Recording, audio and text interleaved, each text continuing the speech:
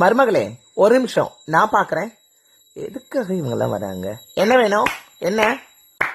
Hi, ராஜா பிறக்க போறான். ராஜா இந்த வீட்டுல சிங்கக்குட்டி பிறக்க போறான். திருநங்கையோட ஆசீர்வாதத்தை வாங்கிக்கோங்க. போதும் போதும் போதும், நிறுத்துங்க. காசு எடுத்துட்டு வரேன். இந்த பிறந்ததும் கட்டாயமா ஆசீர்வாதம் கொடுக்க வருவேன்.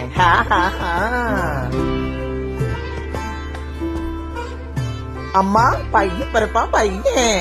ஏன் பொண்ணு பிறந்த ஆசீர்வாதம் கொடுக்க மாட்டியா? அப்படி ஆசீர்வாதம் கொடுக்கறதா இருந்தா இப்படி வேண்டிக்கோ. பொண்ணா இருக்கட்டும் பையனா இருக்கட்டும், எந்த குழந்தையா இருந்தாலும் சுகமா பிறக்கணும்னு, என் மருமக நல்லா வரணும்னு வேண்டிக்கோ. புரியுதா? புடி.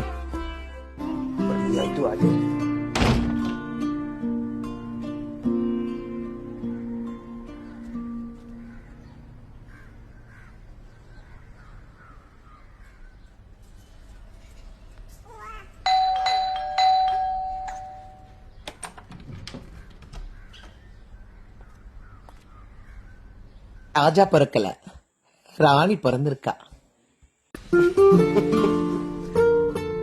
லக்ஷ்மி பிறந்திருக்கா.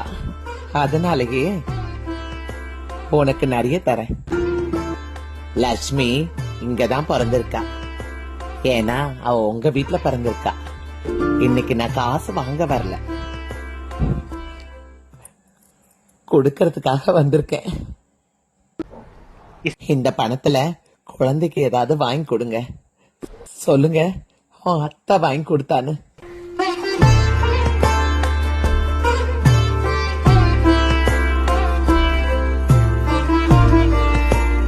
நீ உன் கையால கொடு.